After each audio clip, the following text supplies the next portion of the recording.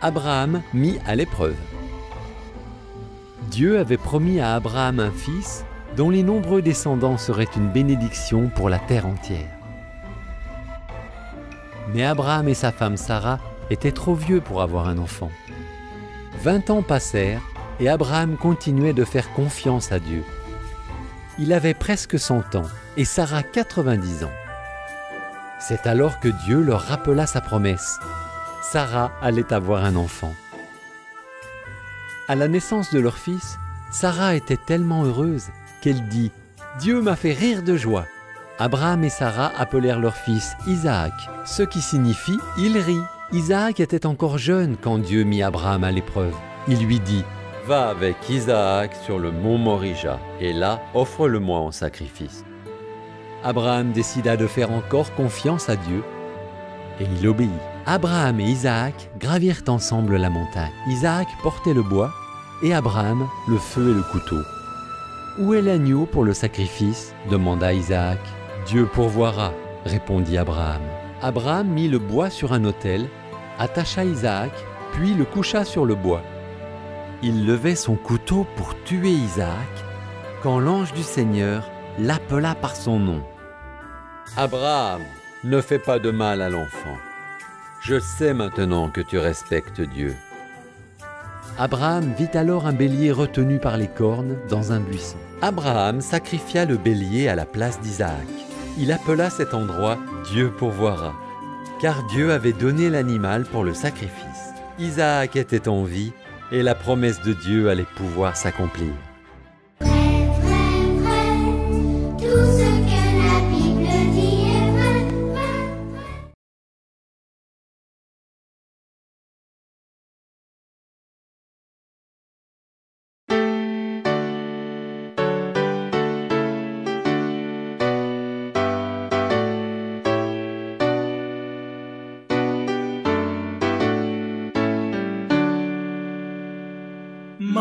Marcher en ta présence, fidèle et doux Sauveur, dans une humble assurance, en ton bras, en ton cœur.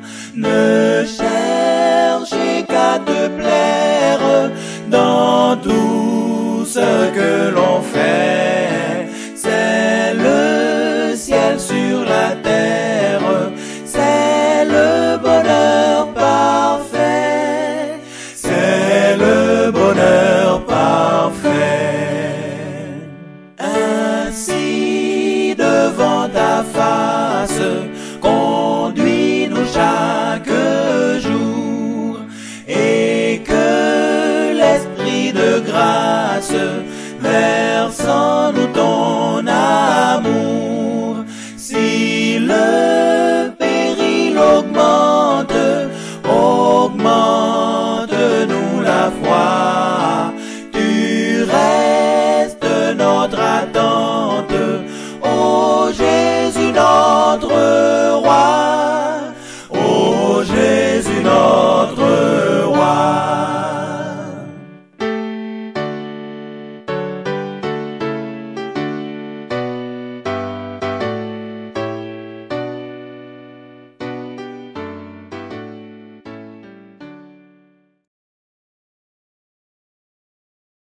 Frères et sœurs, membres de La Fontaine, amis internautes, je vous salue dans le précieux nom de Jésus. J'espère que vous avez passé une bonne semaine et aujourd'hui, nous sommes parvenus à la 9e journée de nos 10 jours de prière organisés par l'Église mondiale. J'espère que vous avez pu bénéficier de ces moments précieux que le Seigneur nous a envoyés et nous continuons dans le même but, rechercher la présence de Dieu. Alors, le titre pour aujourd'hui, c'est « Pardonne-nous nos offenses comme nous pardonnons à ceux qui nous ont offensés ».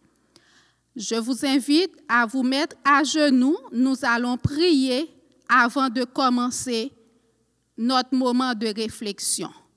Pour ceux qui le peuvent, vous vous jetez à genoux et ceux qui ne le peuvent pas, vous pouvez adopter une attitude révérencieuse. Prions notre Dieu.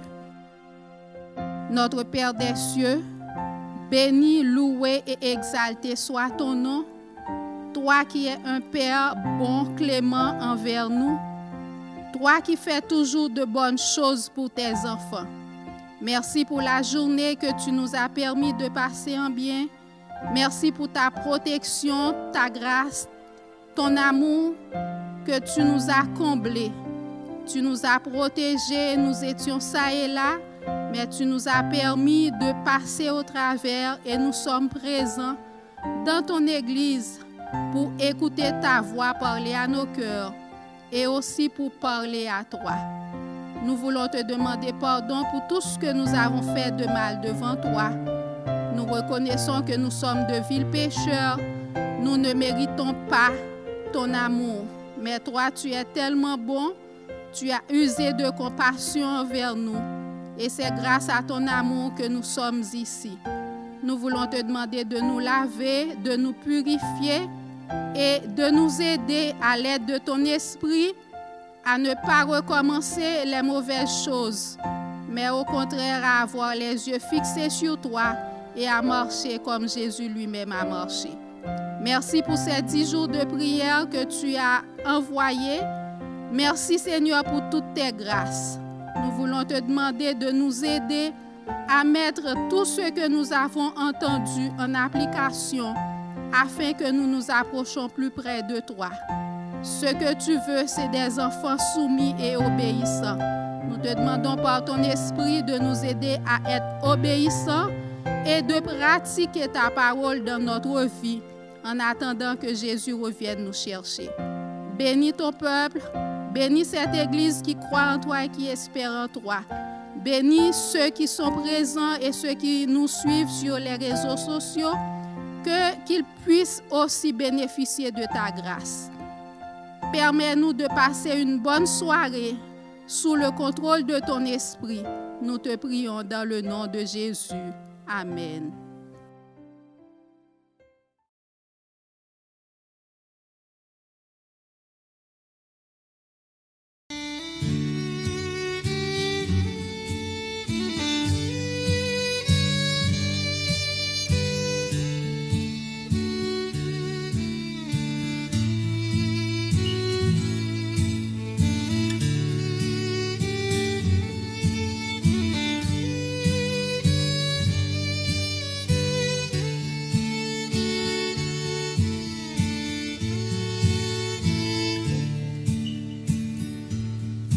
Moment si doux de la prière où Dieu m'élève jusqu'à lui, se révèle à moi comme un père, comme un sauveur, comme un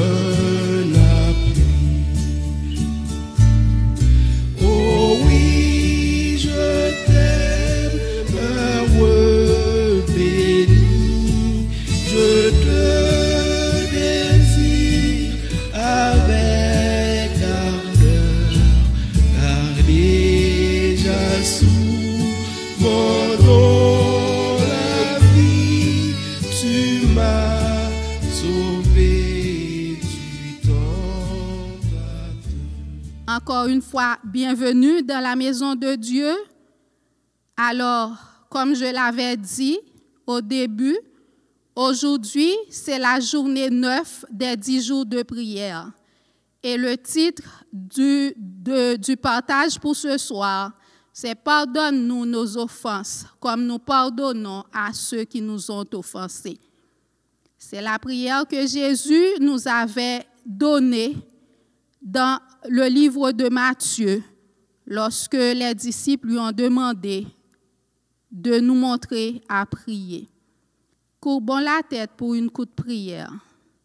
Encore une fois, tendre Père des cieux, nous allons ouvrir ta parole. Nous te demandons de nous assister et que toi-même tu parles à nos cœurs Donne-nous un cœur soumis et obéissant.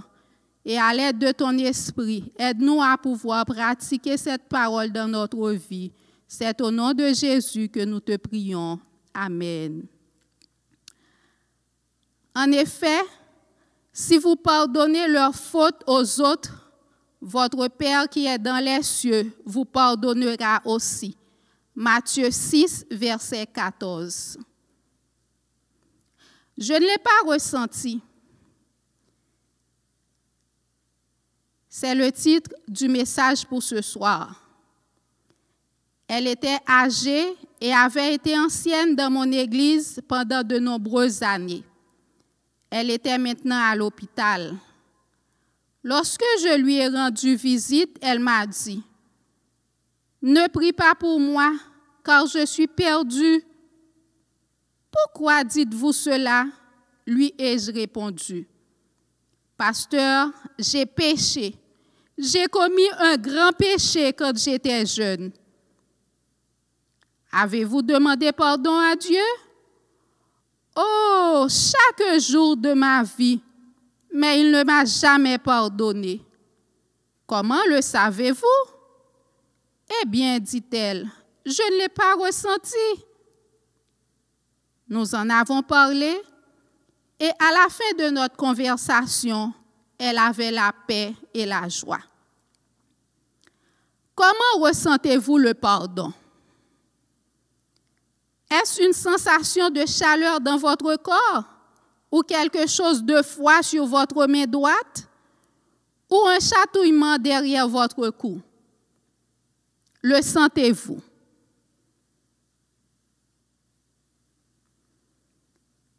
La Bible est claire. Dans 1 Jean 1er, verset 9, nous lisons, « Si nous confessons nos péchés, il est fidèle et juste pour nous les pardonner et pour nous purifier de toute iniquité. » Le croyez-vous, frères et sœurs? Croyez-vous en cette parole? Ce verset de l'apôtre Jean ne dit pas qu'il ne pardonne que les petits péchés ou un nombre limité de péchés. Il affirme clairement que si nous confessons nos péchés, il les pardonne tous. Est-ce que vous le croyez? La condition, c'est que nous devons nous confesser. Nous devons demander pardon à Dieu. Et la promesse que Dieu lui-même nous a faite, il nous pardonne. Il pardonne nos péchés. Peu importe la grosseur, peu importe le nombre de péchés, lorsque nous venons à Dieu, nous confessons nos péchés, Dieu nous pardonne car il a fait cette promesse. Est-ce que vous faites votre part? Est-ce que vous confessez vos péchés lorsque vous avez péché? Si oui, Dieu, il fera la sienne. Le pardon n'est pas quelque chose que l'on peut ressentir ou prouver scientifiquement. Il s'agit d'une question de foi. Vous prenez la parole de Dieu et vous croyez que Dieu ne ment pas.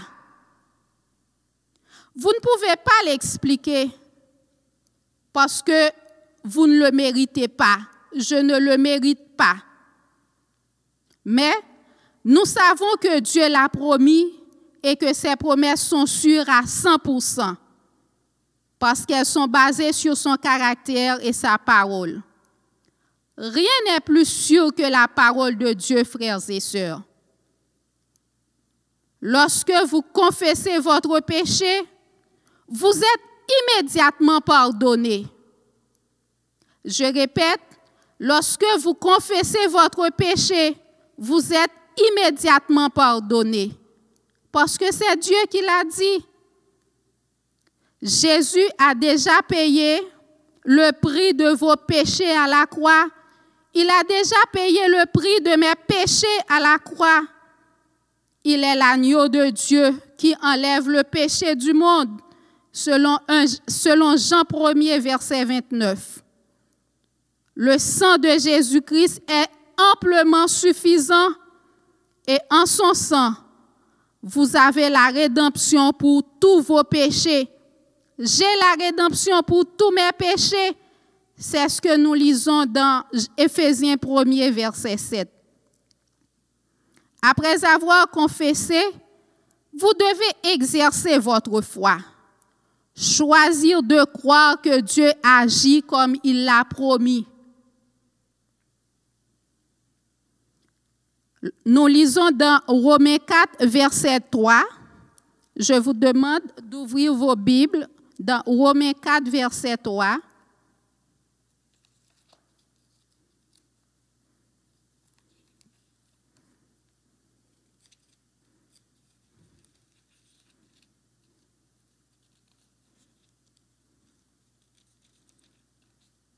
Romains 4, verset 3 nous dit, « Car que dit l'Écriture? Abraham crut à Dieu et cela lui fut imputé à justice. » Et nous disons Amen. Rappelez-vous, le juste vivra par la foi. Lorsque vous croyez, Dieu agit et vous êtes pardonnés. Avez-vous cette certitude? Nous devons avoir cette certitude. Lorsque nous croyons, Dieu agit et il nous pardonne. N'essayez pas de l'expliquer ou de le mériter, car c'est par la grâce que vous avez été sauvés au moyen de la foi. Cela ne vient pas de vous, c'est le don de Dieu. C'est ce que Éphésiens 2, verset 8 nous dit. Par ce simple acte de foi en Dieu, le Saint-Esprit a engendré à une vie nouvelle. Vous êtes maintenant un membre de la famille divine et Dieu vous aime comme il aime son Fils. Le pardon, la justice, le salut, tout cela est reçu comme un don par la foi. Vous êtes pécheurs. Vous ne pouvez faire propitiation pour vos péchés passés. Vous ne pouvez changer votre cœur et le sanctifier. Mais Dieu promet de faire tout cela pour vous par Jésus-Christ. Vous croyez à cette promesse? Si vous croyez à la promesse, Dieu transforme votre foi en réalité. Je répète, si nous croyons à la promesse de Dieu, il transforme notre foi en réalité et nous sommes guéris. Disons avec moi, je le crois, la chose existe, non parce que je le sens, mais parce que Dieu l'a dit.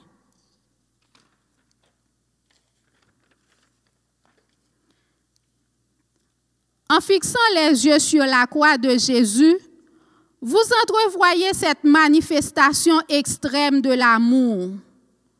Jésus, le Créateur, celui qui parle et qui agit, celui devant lequel les anges se couvrent, le Dieu de l'univers qui est descendu et a pris forme humaine.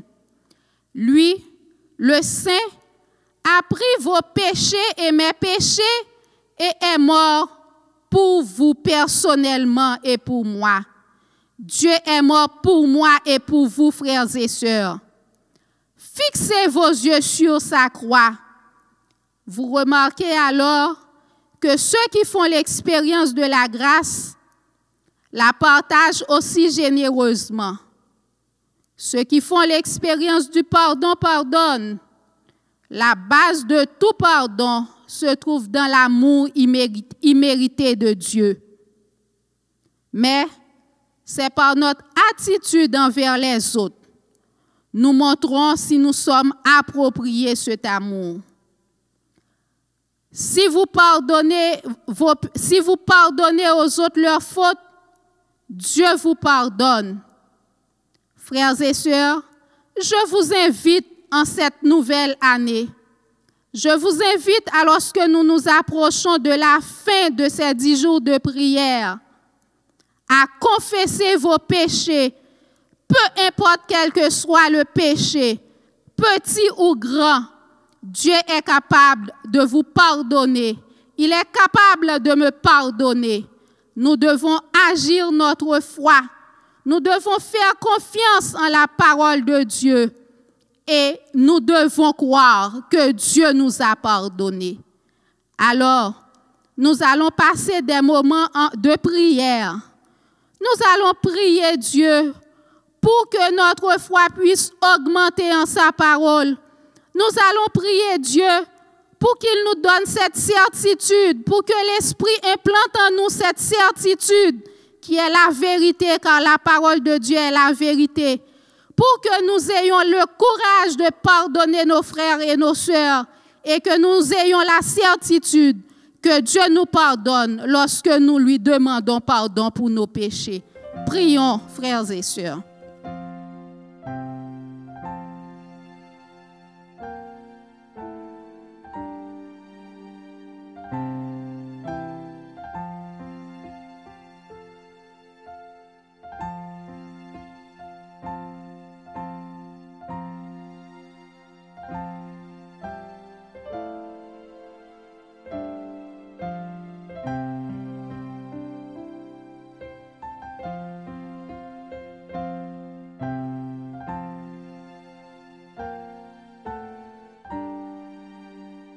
Merci Seigneur pour le don du pardon.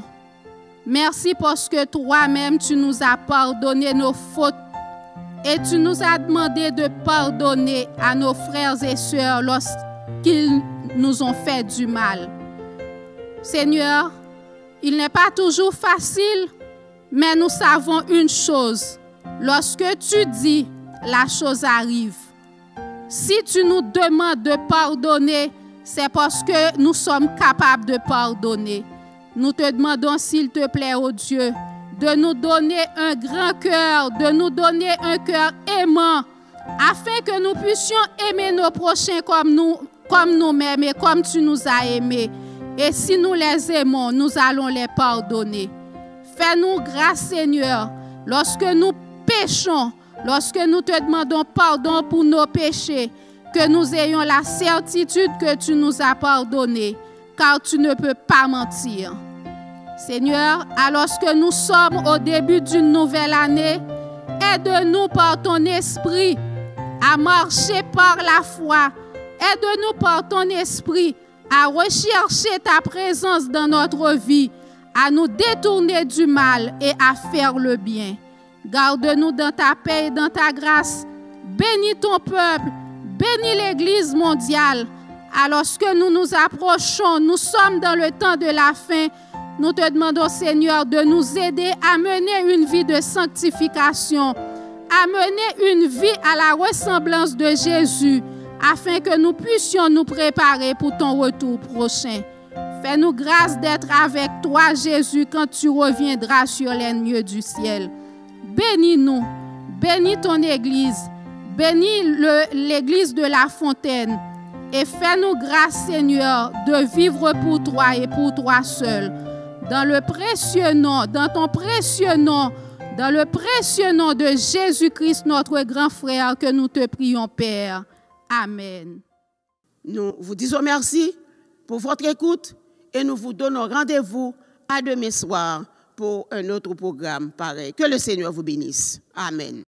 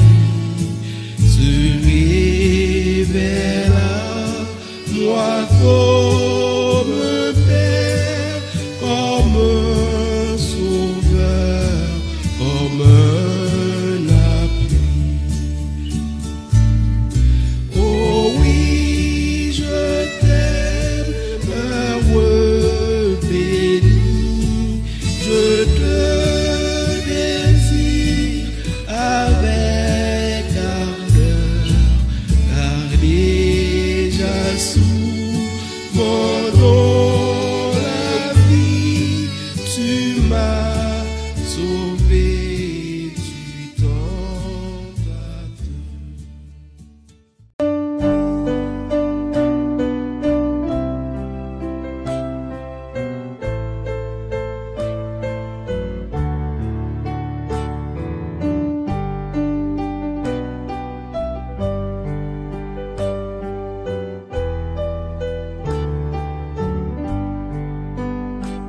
Sans Jésus, mon ciel est voilé.